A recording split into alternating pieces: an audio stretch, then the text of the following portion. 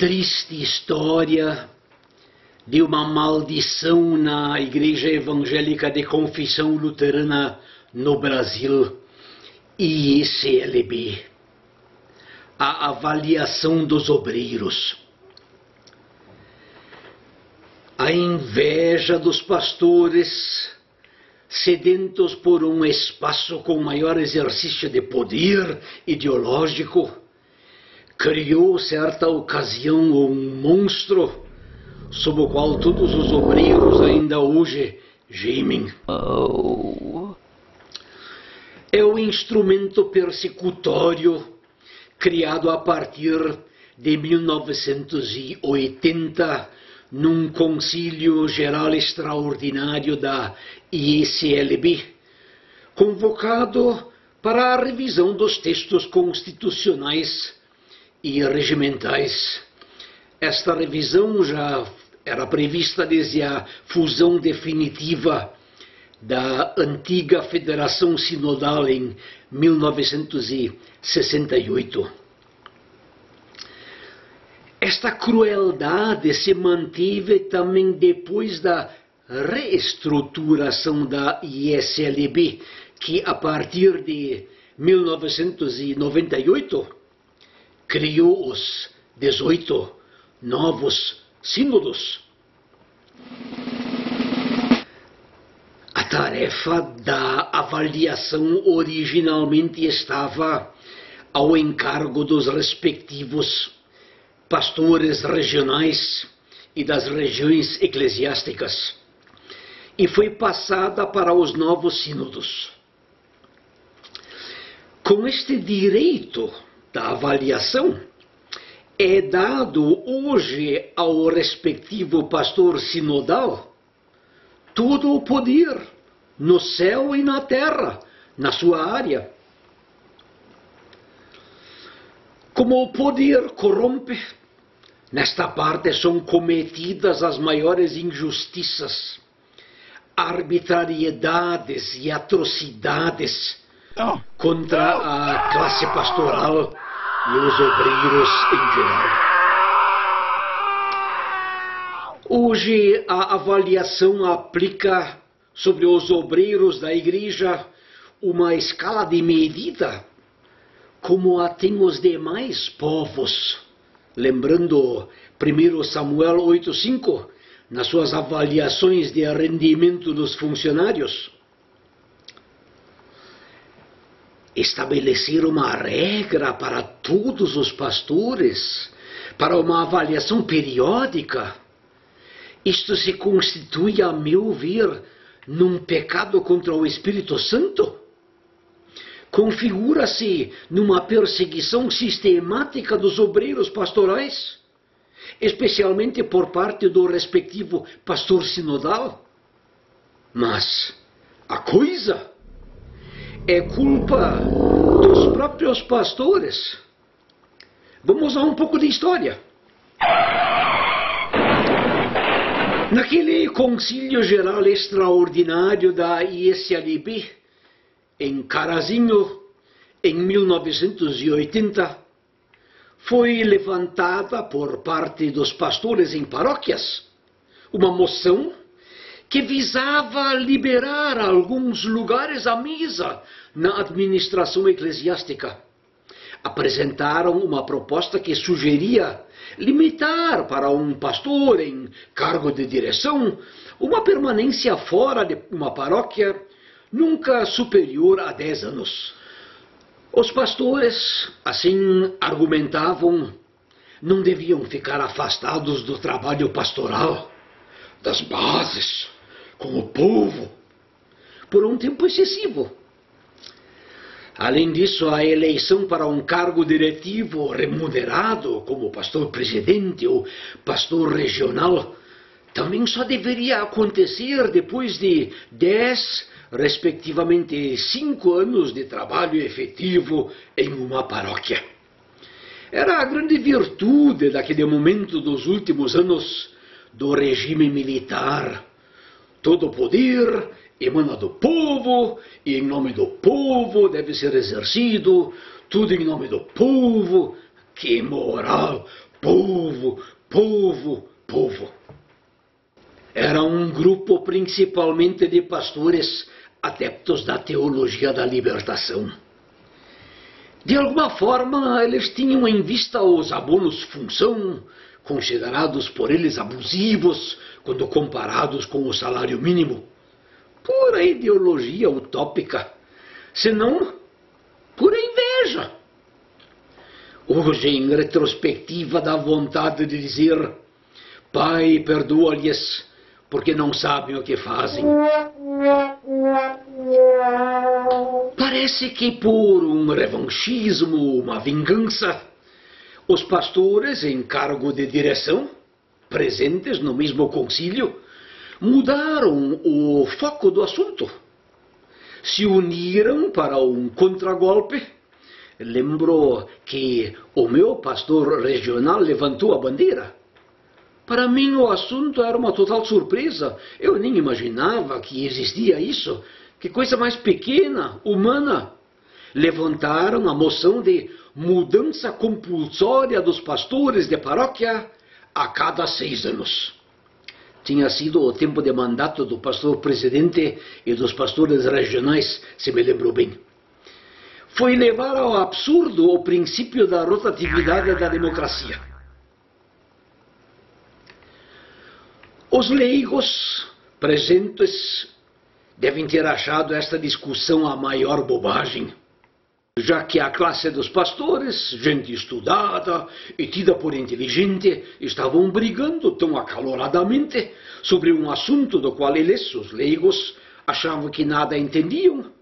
Deixaram acontecer. Foram lembrados alguns problemas. O que fazer com os docentes da Faculdade de Teologia, com longa formação especializada? Deveriam também eles, a cada 10 anos, retornar a uma paróquia? Esta obrigação valeria também para os evangelistas, também pessoas especializadas? Como seria o caso dos pastores num cargo administrativo, na editora sinodal, na música sacra, na direção de um colégio, de um asilo, de um jornal da igreja, ou empregado em algum projeto diacônico, pastores na secretaria-geral? Tudo casos em que a moção, na pressa, não pensara. Em vez de abordar logo o correr da parvoíce, a mesa diretora, na ocasião, fez aprovar a matéria praticamente por decurso de prazo. Não queria cansar ainda mais o distinto público, que a essas alturas já estava amolado com um assunto que não era do seu interesse direto. Afinal, o concílio já tinha sido programado para 6 dias. O assunto teria que ser concluído e acabado até o final daquele dia. Para encurtar a discussão, e antes que alguém pudesse apresentar outra ideia, foi jogado na mesa uma proposta salomônica. As últimas dúvidas ainda levantadas foram cortadas pelo presidente da Assembleia com o argumento de que já se tinha entrado em regime de votação. Abre aspas. Para os pastores em cargos de direção valerá, como condição para serem eleitos, eles devem ter um mínimo de 10, respectivamente 5 anos de experiência pastoral em uma paróquia, conforme sejam candidatos a pastor presidente, respectivamente pastor regional, e serão avaliados de 4 em 4 anos. Para os pastores em paróquias, valerá, deles não será exigida a transferência obrigatória de paróquia a cada 6 anos. Em vez disso, será introduzida uma avaliação periódica de 4 em 4 anos. Fecha aspas. Sobre a pergunta de quem avaliaria o pastor presidente e os pastores regionais, porque acima deles parecia que só sobrava Deus ou a história, algum sabichão saiu com a ideia de que estes já estavam sendo avaliados no momento da sua eleição, respectivamente de uma reeleição a que iriam concorrer, já que no mesmo concílio os mandatos desses cargos tinham sido reduzidos a 4 anos. O assunto logo foi votado e aprovado quase por unanimidade. A discussão tinha levado quase um dia inteiro, e noite adentro.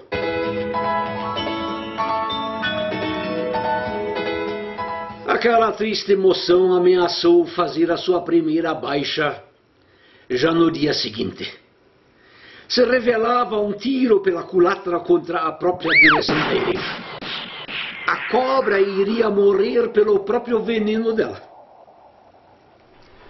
Durante o sono da noite, cada pastor calculara as suas chances para uma eleição. As contas não estavam fechando.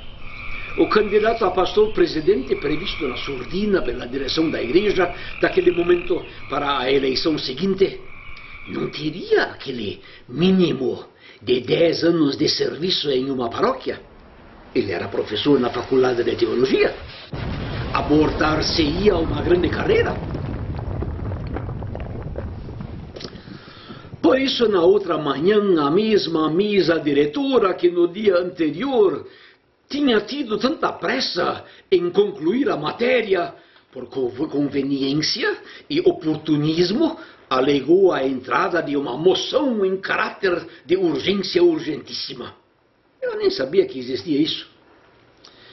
De maneira traiçoeira, aplicou um golpe. Fez a Assembleia engolir a decisão do dia anterior, para desta vez fazer aprovar no assunto dos 10 anos o casuísmo de, abre aspas, dos quais alguns anos em trabalho paroquial, fecha aspas. Pronto. Tinha sobrado somente para os pastores em paróquias.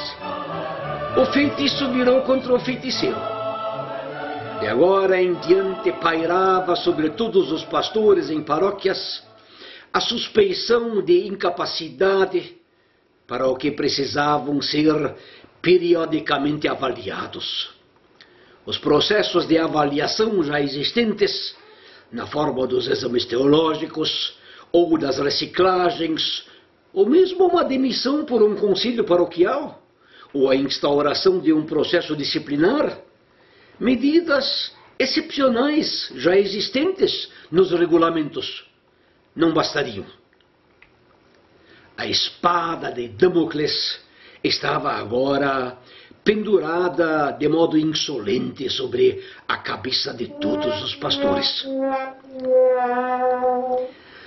Os proponentes da moção de triste memória procuraram depois satisfazer suas ambições carreiristas em programas de intercâmbio de pastores no exterior, ou entraram na política, ou assumiram algum outro cargo que os iria poupar de serem avaliados.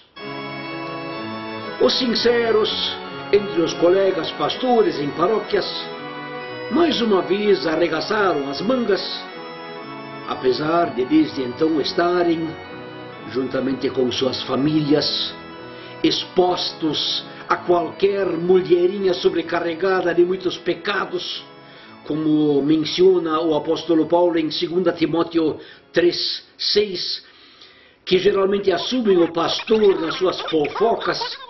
Elas são muito bem-vindas ao pastor sinodal para poder pôr a caminhar a tal da disciplina fraternal, que geralmente é o começo do fim. A avaliação passou a se constituir em um serviço de perseguição dos pastores. Passamos desde então a viver num tempo em que as crianças escolhem a maneira como querem ser educadas. Quando o pastor não faz mais coceira nos ouvidos e não agrada o suficiente, talvez testemunhando a verdade com demasiada clareza, é fácil reprová-lo numa avaliação que vai difamá-lo E quando não está alinhado suficientemente com a linha teológica do seu pastor sinodal, então vai também ali ser reprovado nesta avaliação. A fofoca e a difamação desde então se constitui em um instrumento administrativo e disciplinar. Desde então os pastores, por exemplo, aqueles que foram mostrados no presente vídeo no início, foram e estão sendo tratados como marginais, como incompetentes. Coisa só comparável à figura do constrangimento ilegal do nosso Código Civil. Coisa horrorosa. A partir de agora, a preocupação do pastor não vai mais ser de como agradar a Deus e como motivar os membros a não buscarem a sua própria vontade. O Pai Nosso agora será orado na terceira petição, seja feita a nossa vontade. Que pena, que trágica inversão de papéis. Obrigado, prezados colegas pastores, autores daquela moção funesta. Obrigado, colegas na direção da igreja, que souberam tão bem aproveitar a oportunidade, que fez sobrar aquela avaliação intimidadora, que não tira apenas dos pastores um mínimo de estabilidade ainda oferecida pelos regulamentos em vigor, mas que também tira de qualquer pastor a alegria de motivar um jovem para o pastorado. Para que os nossos jovens haveriam de ingressar neste corredor polonês, em que desde então se transformou o ministério pastoral? Na ISLB, desde então, se correr o bicho pega, se parar o bicho come. É uma situação que rouba qualquer iniciativa de uma jovem família de pastor ou pastora que entram no ministério dispostos a se doar de corpo e alma, e terão que perceber que este presente é recebido como um roubo, como um direito a ser reclamado e exigido, e precisam ser esporeados para vencer a preguiça. Esta avaliação compulsória é uma assassina de alegria e de criatividade, sem as quais o pastorado vira um simples meio de vida de um funcionário público. 1980 foi assim instalado na ISLB um regime autoritário, com seu paralelo somente no regime militar de 1964, ou na Inquisição da Idade Média, com a reestruturação a partir de 1998, a última, e o mais fácil alcance da inteligência supervisionante do sínodo sobre o agora mais limitado e homogêneo quadro de obreiros, completou-se a evolução da ISLB para um sistema totalitário. Ficou demonstrado para as gerações futuras que a astúcia se sobrepõe às atitudes de fé, que crê que Deus é. Que pena! Paróquias e comunidades desde então ficaram entregues à tramóia de uma nomenclatura intimidadora, quando, agora no nível dos sínodos, as fofocas sobre os pastores e paróquias, conforme Daniel 5:27, são pesados e achados em falta para determinada linha teológica, se adiantam para toda a igreja. Quem não tem um claro espírito de equipe, o que significa obediência servil, bajuladora de puxa-saco, mas que tenha alguma ideia própria, é colocado na geladeira, isolado e depois calado.